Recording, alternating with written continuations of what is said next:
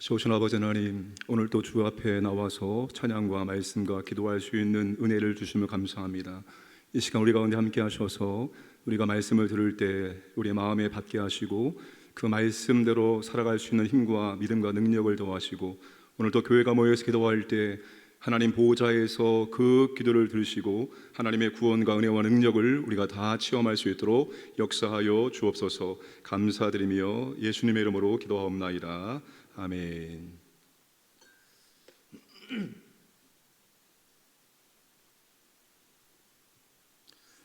지난 금요 영성 집회 때 계시록에 나오는 두 가지 교회의 기도에 대해서 말씀을 살펴보았습니다. 계시록 5장에서 하나님께서 보좌에서 향이 가득한 금 대접을 받으셨는데 그 향이 바로 성도의 기도들이었습니다. 예배의 문맥에서 하나님께서는 누구의 손도 거치지 않고 하나님이 보좌에서 교회의 기도를 직접 들으신다는 것입니다. 그리고 계시록 8장에 가면은 하나님께서 모든 성도의 기도를 받으시고 천사가 금 향료에 제단의 불을 담아서 땅에 쏟았습니다.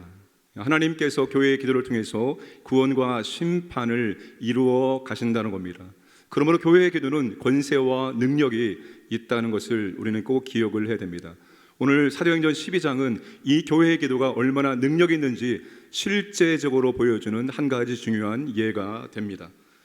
사탄이 싫어하는 두 가지가 있습니다. 하나는 신자의 믿음이 성장하는 것입니다. 어떻게 해서든지 믿음이 자라지 않도록 방해를 합니다. 그래서 다른 것은 하지 말고 그냥 교회만 다니라고 합니다. 교회에서 여러 가지 것들이 진행되는데 그런 것들은 하지 말고 그냥 교회만 왔다 갔다 하라고 말합니다. 그리고 지금 하지 말고 다음에 여유가 있을 때 하라고 말합니다. 이것이 사탄이 가장 즐겨 사용하는 전략 가운데 하나입니다. 그래서 예배, 기도, 또 헌금 모든 신앙생활은 항상 우리가 마음에 정해놓고 하지 않으면 항상 사탄은 그것들을 하지 못하도록 우리를 이끌어 나간다는 것입니다. 또 하나 사탄이 제일 싫어하는 것은 영혼 구원입니다. 이미 예수 믿는 사람들은 사탄의 손을 떠났기 때문에 어찌할 수 없지만 아직 예수 믿지 않는 사람들은 사탄의 포로입니다. 그래서 사탄은 포로된 영혼들을 빼앗기지 않기 위해서 필사적으로 방어하고 공격을 한다는 겁니다. 희한하게 영혼 구원에 관련된 일을 할 때는 굉장히 버겁고 힘듭니다. 다른 것을 할 때는 괜찮은데 영혼 구원을 하려고 하면은 뭔가 보이지 않는 어려움들이, 복음을 증거할 때도 영혼 구원에 관련된 복음을 선포할 때는 왠지 뭔가 어려움들이 있습니다. 사탄이 가장 싫어하는 것을 하기 때문에 사탄은 끊임없이 방해하고 공격을 하기 때문입니다. 사도행전 12장의 시점은 사탄이 싫어하는 두 가지가 잘 되고 있는 시점입니다. 사탄에게 아주 비상이 걸린 상태입니다. 첫 예루살렘 교회를 시작으로 교회가 점점 확장되고 있습니다. 이방 지역에 이방인 최초 안디옥 교회가 세워졌고 그 안디옥 교회는 점점 성장해서 그리스도인이라는 별명을 갖게 되었습니다. 사탄은 교회가 성장하고 교회가 선한 영향력을 발휘하는 것을 견딜 수 없어 합니다. 이쯤에서 복음의 불을 끄지 않으면 복음의 불길을 걷잡을 수 없다는 판단하에 사탄은 초강수를 두고 교회를 공격을 합니다. 자, 사탄은 여러분 항상 교회를 공격합니다. 1절 말씀을 다 함께 읽겠습니다. 그때 헤로드 왕이 손을 들어 교회 중에서 몇 사람을 해하려 하여. 자, 그때라고 시작되는데 여기 때를 말하는 헬라어는 카이로스라는 단어입니다. 우리가 일반적인 그런 시간을 말할 때는 크로노스라는 단어를 씁니다. 근데 이 카이로스라는 단어는 결정적인 순간이나 시간, 좋은 기회의 순간, 특별한 사건을 위한 시간을 말할 때 카이로스라는 이런 단어를 사용합니다. 자, 그러니까 헤롯 왕이 교회를 공격할 결정적인 기회를 잡은 것입니다. 그냥 잡은 것이 아니라 치밀하게 계획하고 준비하고 바로 그때가 되었다는 것을 의미합니다. 자, 사탄은 누구를 통해서 막강한 권력을 가지고 있었던 헤롯 왕을 통해서 교회를 공격하기를 작정을 했던 것입니다. 자, 헤롯 왕은 헤롯 대왕을 의미하지 않습니다. 이런 복음서를 보시면 헤롯 대왕의 아들과 손자도 헤롯 왕이라고 그렇게 기록을 했습니다. 여기서 말하는 헤롯 왕은 헤롯 대왕을 의미하는 것이 아니라 헤롯 대왕의 손자인 헤롯 아그리파 1세를 말합니다. 여러분, 헤롯이 죽고 유대 지역을 헤롯 아그리파가 통치를 합니다. 이 헤롯은 출신이 유대인이 아니라 이돔의 에돔 출신입니다. 그래서 유대인들의 눈치를 많이 보았습니다. 그들의 안정적인 지위와 그리고 유대인들의 지지를 받기 위해서 그들이 좋아하는 것들을 했습니다. 그 중에 하나가 바로 교회를 공격하는 것이었습니다. 2절과 3절 말씀을 함께 읽겠습니다. 요한의 형제 야고보를 칼로 죽이니 유대인들이 이 일을 기뻐하는 것을 보고 베드로도 잡으려 할세 때는 무교절 기간이라. 때론 여러분, 성경 구절이 화면에 안 뜰 수 있습니다. 그때는 왜 안 뜨나 생각하지 마시고 꼭 뒤를 돌아보시는 분이 있어요. 뒤에 누가 있는지. 그때는 성경책을 펼치고 내 성경을 읽으면 됩니다. 성경을 하다 안 보니까 간혹 종종 그렇게 안 띄울 수도 있습니다. 이해하시고 성경을 읽어주시면 좋을 것 같습니다. 자, 누구를 죽였습니까? 당시 예루살렘 교회의 담임 목사였던 야고보 사도를 칼로 죽였고, 그러니까 유대인들이 너무나 기뻐하는 겁니다. 그래서 누구도? 베드로 사도도 죽이기 위해서 감옥에 가두었습니다. 6월절과 무교절이 지나면 이제 공개 처형을 앞두고 있는 것입니다. 자, 교회가 성장하고 확장될 때 사탄도 동일하게 교회를 공격한다는 것을 우리가 꼭 기억을 해야 됩니다. 믿음의 성장과 교회의 성장은 사탄의 방해와 공격과 함께 가는 것입니다. 여러분, 이거 기억하셔야 합니다. 믿음의 성장과 교회의 성장은 사탄의 방해와 공격과 더불어 함께 가는 것입니다. 교회의 성장에 비례해서 사탄의 공격도 더 수위가 세질 수 있습니다. 그래서 여러분, 그런 사탄의 방해와 공격이 올 때 너무 당황하지 마시고 당연한 것이라고 우리가 받아들여야 되는 겁니다. 뭔가 열심히 하려고 할 때, 내가 신앙생활 열심히 하려고 할 때 그런 방해와 공격이 올 때 당연한 것으로 여기면 되는 겁니다. 왜 그러지? 그럴 필요 없어요. 내가 하나님의 선하신 뜻을 감당할 때 사탄이 방해하는구나 라고 받아들이면 우리는 더 여유 있게 그 일들을 감당해 나갈 수가 있습니다. 야고보 사도를 죽이고 베드로 사도마도 죽이기 위해서 투옥한 것은 사탄의 초강수가 아닐 수가 없습니다. 여러분, 사탄이 교회를 공격할 때 공격의 1순위가 누구일까요? 1절에 교회 중에서 몇 사람을 해하려 하여. 여러분, 사탄은 절대로 모든 교인들을 공격하지 않습니다. 사탄은 그렇게 비효율적으로 일하는 존재가 아닙니다. 사탄은 우리보다 지혜가, 우리보다 능력이 훨씬 더 뛰어납니다. 어디가 약점이고 누구를 건드리면 힘들어지는지를 다 알고 있습니다. 교회 중에서 몇 사람을 집중 공격합니다. 그 몇 사람을 무너뜨리면 교회를 쉽게 무너뜨릴 수 있기 때문입니다. 이 몇 사람은 야고보와 베드로를 포함해서 교회의 중요한 핵심 지도자들입니다. 오늘날 누구입니까? 교회 담임 목사, 교역자들, 장로님들, 구역장들, 교사들, 그런 교회의 리더들을 의미하는 겁니다. 여러분, 사탄은 항상 교회의 리더들을 무너뜨리기 위해서 지금도 호시탐탐 노리고 있습니다. 그래서 우리는 더욱더 그 교회의 리더들을 위해서 항상 기도해 주어야 하는 것입니다. 여러분, 교회는 보이지 않는 영적 존재인 사탄과 싸우는데 무엇으로 싸워야 하는 거면 우리는 기도로 싸울 수 있습니다. 여러분, 사탄은 눈에 보이지 않아요. 그 사탄이 어디에서 어떻게 공격하는지 우리의 눈으로 다 드러난다면 우리도 대비할 수 있고 우리도 얼마든지 싸울 수 있어요. 그러나 사탄은 우리 눈에 보이지 않아요. 그렇기 때문에 교회는 오로지 기도로만 사탄과 싸울 수 있습니다.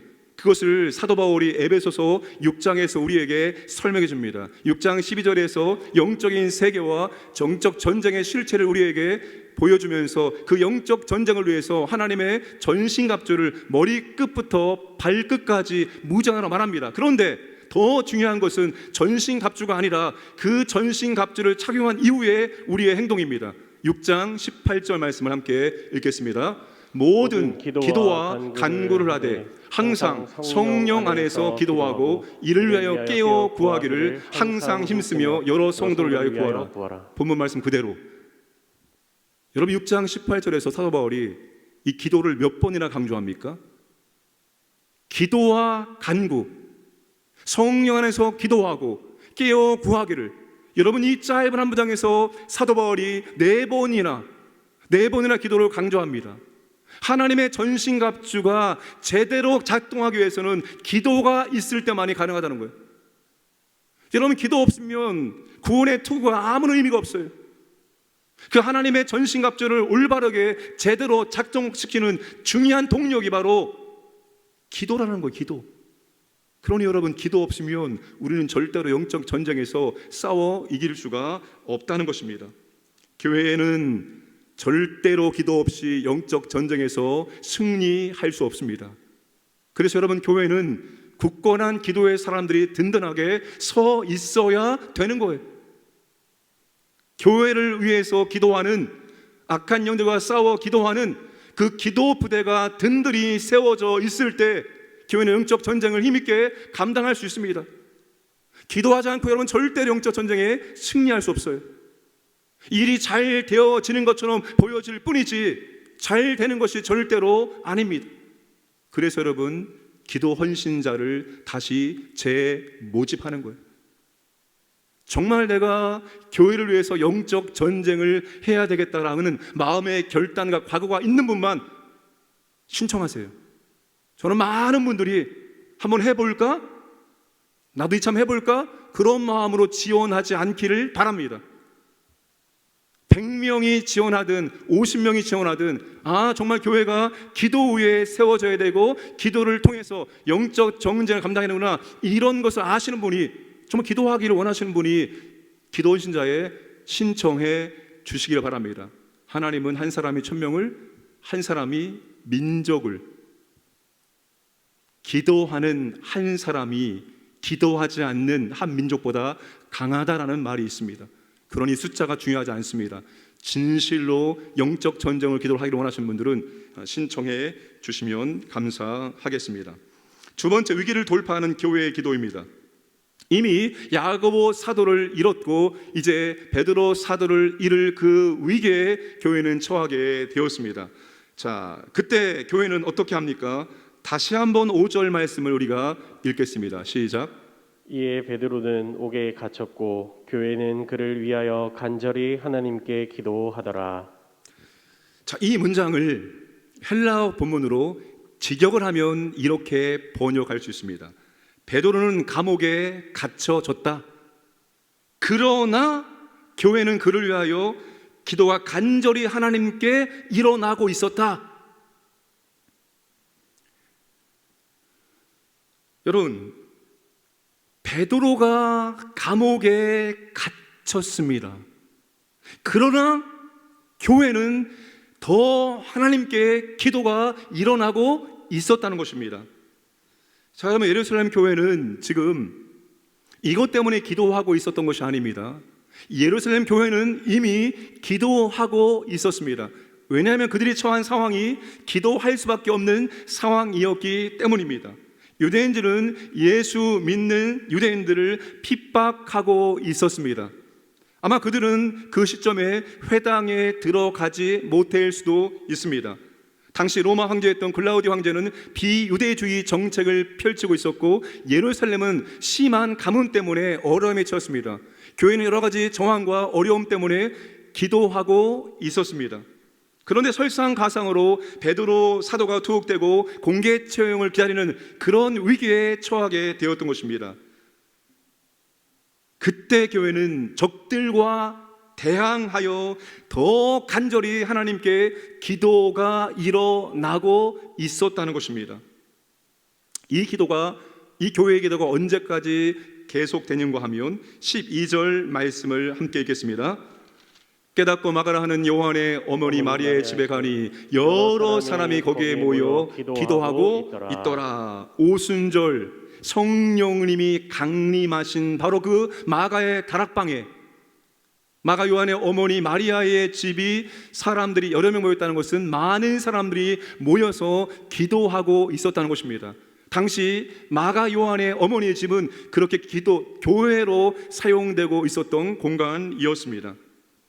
베드로가 탈출해서 문을 두드리는 순간까지 교회는 그렇게 기도하고 있었던 것입니다.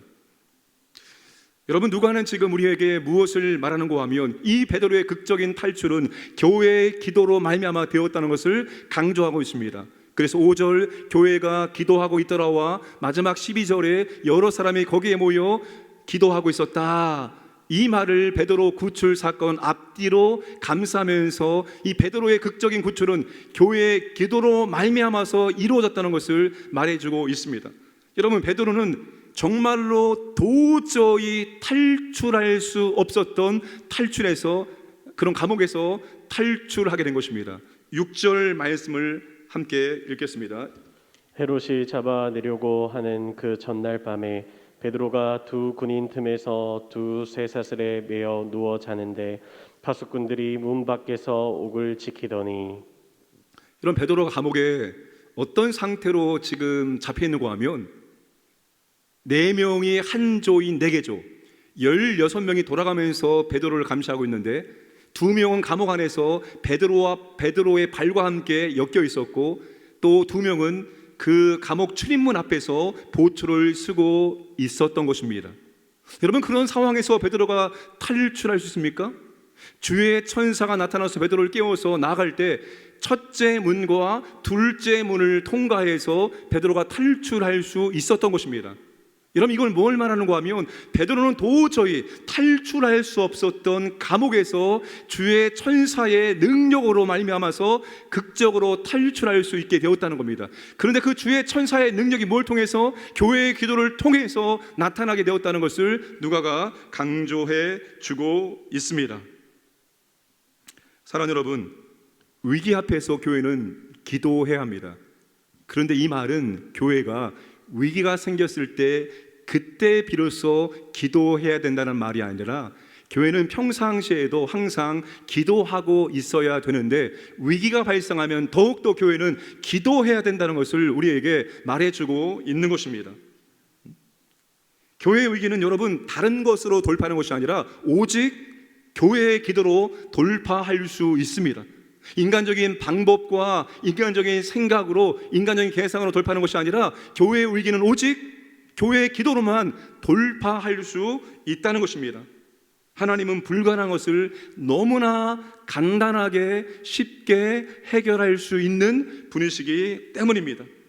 그래서 여러분, 우리는 위기일수록 더 기도해야 되는 겁니다. 우리가 지금 한 아기를 위해서 열심히 기도하고 있습니다. 서희원이라는 여자아이입니다. 우리가 이 여자아이를 위해서 새벽 기도에 참여하시는 분들에게도, 우리 교구 구역장님들에게도, 또 우리 교사들에게도, 연관되어 있는 모든 분들이 함께 이 아기를 위해서 간절하게 기도하고 있습니다. 왜 간절하게 기도합니까? 하나님의 은혜와 능력이 아니면 해결될 수 없는 위기에 처해 있기 때문입니다. 그래서 제 마음속에 하나님께서 기도해라는 그런 강한 감동을 주셔서 여하튼 하나님의 감동에 따라서 기도하자라고 말하고 기도하고 있습니다. 어제 조금 긍정적인 소식을 들었습니다.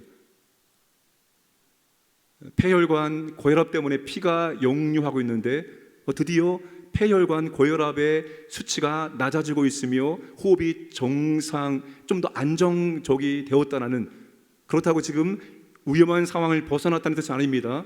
그러나 지금 긍정적인 신호가 나타나고 있다는 소식을 어머니를 통해서, 교육자를 통해서 전달받게 되었습니다.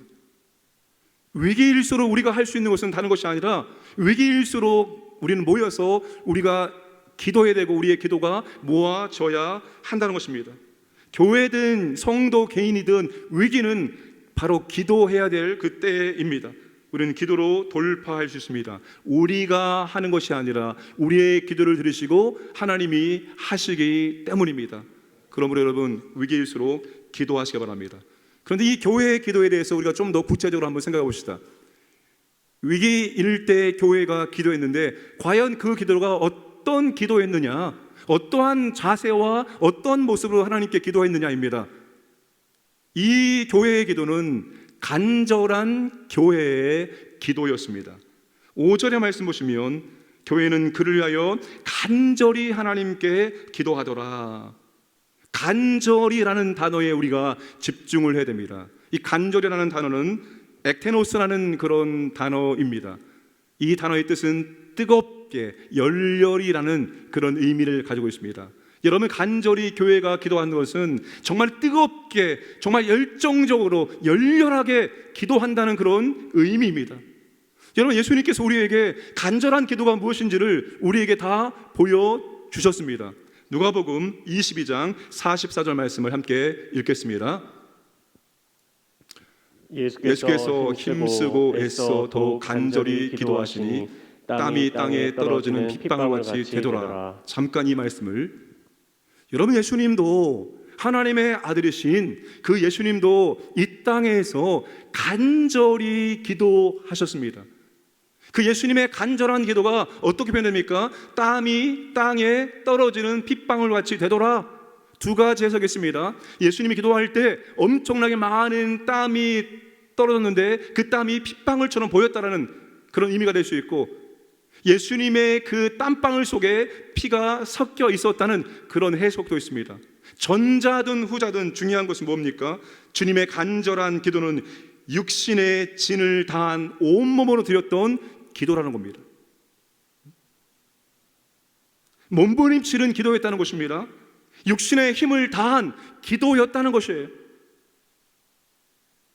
여러분, 간절한 기도는 엄청난 에너지를 소모하고 정말 육신의 노동입니다. 노동. 주님은 여러분 이 땅에 계셨을 때 심한 눈물과 통곡으로 간구와 소원을 올렸다라고 말씀하십니다. 여러분, 주님도 그렇게 간절하게 기도하셨습니다. 여러분, 일반적인 상황에서는 그냥 일반적인 기도를 드리면 되는 겁니다. 우리가 여러분 항상 이런 육신의 힘을 다하는, 육신의 진을 다하는 기도를 할 수가 없어요. 일반적인 상황에서는 그냥 일반적인 기도를 드리면 됩니다. 그러나 여러분, 특별한 상황이 있습니다. 중요한 상황이 있습니다. 위기의 상황이 있습니다. 그럴 때는 여러분, 일반적인 기도가 아니라 정말로 육신의 힘을 다하는 간절한 기도를 드려야 되는 것입니다. 여러분, 주님도 항상 이렇게 간절한 기도를 드리는 것이 아니에요. 평상시에는 주님도 그냥 일반적인 기도를 드렸지만 진짜 중요한 사역의 정말 중요한 시점에서는 주님도 간절한 기도를 드리셨습니다. 12제자를 선택하실 때, 갈릴리 호수 위를 걸어가실 때, 십자가 사명 감당하실 때 주님은 정말 간절한 기도로 그 사명을 감당하셨습니다. 우리가 언제나 간절한 기도를 드릴 수 있는 게 아닙니다. 간절한 상황에 처하면, 간절한 환경에 처하면 그때 비로소 우리 안에 간절함이 나오게 되는 겁니다. 여러분, 하나님 우리를 간절한 상황으로 안내하실 때, 위기의 상황을 안내하실 때, 특별하고 중요한 상황을 인도하실 때는 우리도 간절한 기도를 하나님께 드릴 수 있어야 됩니다. 그럴 때 우리는 여러분 간절함의 기도가 무엇인지를 배우게 될 수 있기 때문입니다. 두 번째의 기도는 희생이 있는 교회의 기도였습니다. 12절 말씀 보시면 마가 요한의 어머니 마리아 집에 모여 기도한 것입니다. 여러분, 이것은 희생이 들어간 기도입니다. 각자 집에서 기도 제목을 보내고, 자, 우리 각자 집에서 기도합시다 라고도 할 수 있죠. 그런데 지금 그들은 각자 집에서 기도한 것이 아니라 마가 요한의 어머니의 집에 와서, 다시 말하면 교회에 와서 기도했다는 겁니다. 여러분, 집에서 기도할 수 있지만 교회에 와서 기도하는 것은 집에서 기도하는 것보다 더 희생이 들어갈 수밖에 없어요. 그렇지 않습니까? 예배도 집에서 온라인 드릴 수 있습니다. 그런데 예배당에 와서 예배를 드리려면 희생이 들어갑니다. 희생이 안 들어가지고 드릴 수 있습니까? 10일, 20일, 30일 나를 정해놓고 하는 작정기도 희생이 들어가는 기도입니다. 가장 일어나기 힘든 새벽을 깨워 새벽에 기도하는 것, 희생이 들어가는 기도입니다. 먹지 않고 정말 하나님 앞에 나의 간절함을 보이는 금식기도, 희생이 들어간 기도입니다. 그 희생이 들어간 기도가 능력의 기도가 될 수 있습니다. 불가능을 가능케 하는 능력이 임하기 위해서는 희생이 있는 기도를 드릴 수 있어야 한다는 거예요. 죽음을 생명으로 바꾸고 불가능을 가능케 바꾸는 하나님의 놀라운 능력을 경험하는 기도는 희생이 들어가는 기도여야 한다는 것입니다. 쉽고 편안하게 간편하게 드리는 기도는 별로 희생이 들어가지 않습니다. 그리고 희생이 들어가지 않는 기도는 그렇게 큰 하나님의 능력을 경험할 수 없습니다. 희생이 있는 기도에는 하나님의 능력이 있고, 희생이 없는 기도에는 하나님의 능력도 약하다는 것을 우리는 기억해야 합니다. 그런데 기도뿐만 아니라 모든 신앙생활은 희생이 들어가야 됩니다. 만약 우리의 신앙생활에 희생이 들어가지 않으면 자칫 잘못하면 취미 생활이 될 수 있습니다. 내게 불편함과 부담이 없는 적당한 선에서 신앙생활을 하는 것입니다. 취미 생활이 그렇지요. 나에게 재미와 유익을 주는 선에서만 하는 것입니다. 취미생활을 내가 무리하게 할 필요가 있습니까? 나에게 적당하게 나한테 유익과 나한테 기분 좋게 할 정도, 그 적당한 선에서 하는 것이 취미생활 아니겠습니까? 그런데 여러분, 진정한 신앙생활은 희생이 들어갈 수밖에 없습니다. 예배도 희생이 들어가야 되고요, 기도도 희생이 들어가야 되고요, 헌금도 희생이 들어가야 되고요, 전도 희생이 들어가야 됩니다. 희생이 들어간다는 것은 여러분, 내가 부담을 느낄 수 있다는 거예요. 여러분, 우리가 신앙생활 하실 때 내가 좀 부담이 느끼는 정도에서 해야 되는 거예요. 그냥 부담 없이 간편하게 쉽게 할 수 있는 것, 그게 아니라 내가 조금 부담이 느껴진다. 예배든 기도이든 헌금이든 부담이 느껴진다는 것이 바로 우리의 희생이 들어갔다는 겁니다. 희생이 들어갔을 때 하나님의 은혜와 하나님의 능력이 임할 수 있습니다. 희생이 들어간 기도가 성령님의 도우심을 얻을 수 있습니다. 희생이 들어간 기도가 하나님의 능력을 경험할 수가 있습니다. 그래서 여러분, 우리가 정말 특별한 상황, 중요한 상황, 위기의 상황에서는 정말 희생이 들어간 기도를 하나님께 드려야 되는 겁니다. 내가 새벽을 깨우든지, 내가 금식을 하든지, 내가 작정을 하든지, 여러분, 희생을 하나님께 보이면서 우리가 기도할 때 그 기도가 하나님의 능력의 통로가 될 수 있습니다. 지금 이 예루살렘 교회는 그런 기도를 통해서 베드로가 극적으로 구출되는 것을 경험할 수 있게 된 것입니다. 기도 없는 교회는 인간의 일만 할 수 있지만, 기도하는 교회는 인간의 일을 초월해서 하나님의 일하심을 경험할 수가 있습니다. 그러면 여러분, 우리가 간절한 기도, 희생이 들어간 기도를 드리심으로 하나님의 놀라운 능력을 체험하기를 주님의 이름으로 축복합니다. 마지막 세 번째는 여러분, 끝까지 기대하는 기도를 드려야 됩니다. 11절에 베드로가 정신이 바짝 들었습니다. 내가 지금 이 꿈이 아니라 정말 내가 감옥에서 탈출했구나 확인하고 어디로 달려갑니까? 마리아의 집으로 달려갑니다. 거기가 교회이고 사람들이 있다는 사실을 알았기 때문에 자신의 탈출 소식을 알려주기 위해서 달려갔습니다.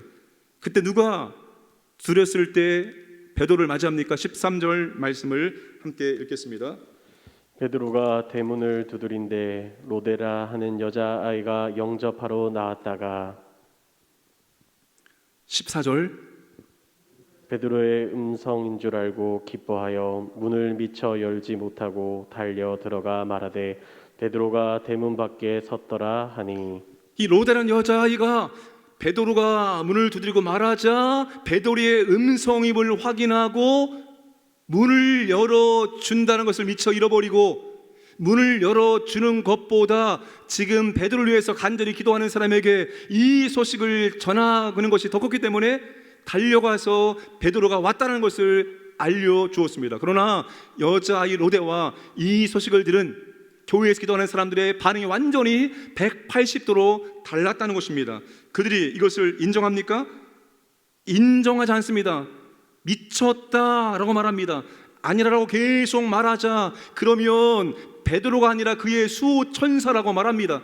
유대인들은 사람마다 수천사가 있었고 사람이 죽으면 수천사가 나타나서 그의 죽음을 알린다라고 생각했습니다. 여러분, 그렇게 기도했는데 여자아이 로데와 다른 사람들은 이렇게 정반대로 살았습니다. 정상적인 반응은 여자아이 로데의 반응이죠. 정상적인 반응. 근데 그렇게 간절히 기도했던 대다수의 사람들은 반대로 생각을 했다는 아주 안타까운 일입니다. 개인이 기도하고 교회가 기도하는 것은 매우 매우 중요합니다. 그러나 우리가 기도할 때 그냥 기도하는 것이 아닙니다. 기대 없는, 향방 없는, 확신 없는 그런 기도를 우리는 하나님께 드리고 있는 것이 아닙니다. 우리가 하나님께 기도하면서도 그렇게 향방 없이, 기대 없이, 확신 없이 기도한다면 우리에게 기도를 받으신 하나님을 무시하는 처사가 아닐 수 없습니다. 우리가 하나님께 기도한다면 그 기도에 대해서 우리는 확신하고 기대해야 되는 것입니다. 내가 기도할 때, 우리가 기도할 때 하나님이 기도를 반드시 들으신다는 그런 확신과 기대를 가지고 우리는 기도해야 하는 겁니다.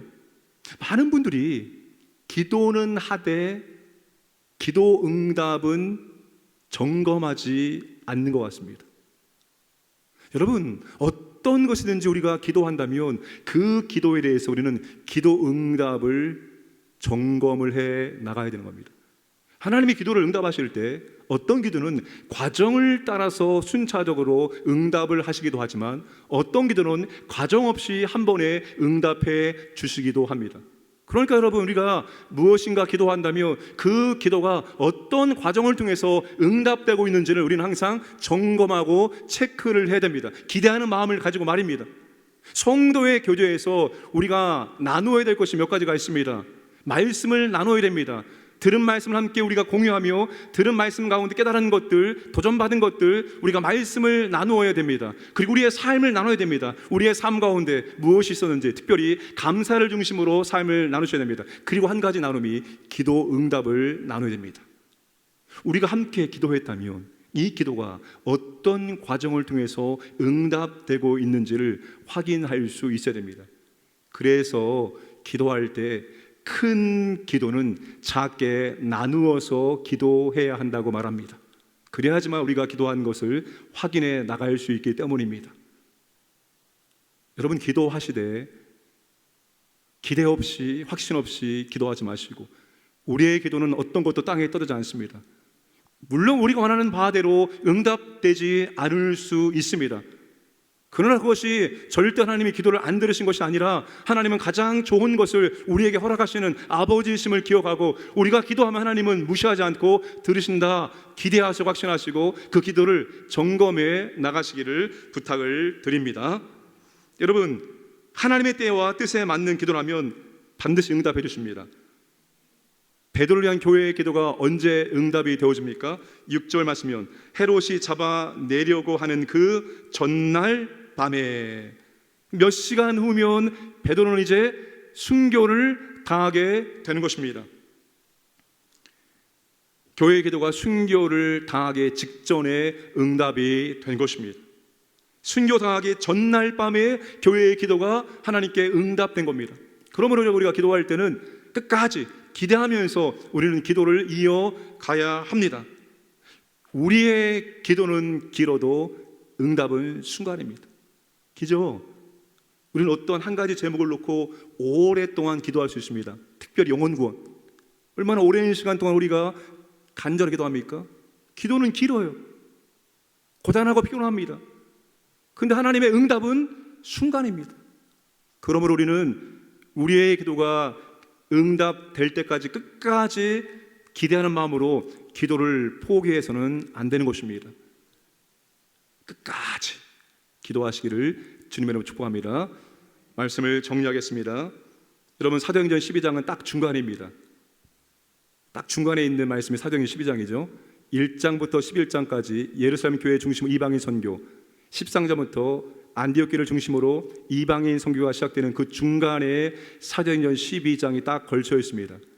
그리고 12장에서 주님께서 주님의 주권적인 능력으로 이 모든 교회의 역사를 이루어 가고 있다는 사실을 오늘 교회의 기도를 통해서 보여주고 있습니다. 그 교회의 기도를 통해서 베드로를 극적으로 구출해 주시고 12장 마지막 부분에 결국 이 헤롯 아그리파 1세는 죽게 됩니다.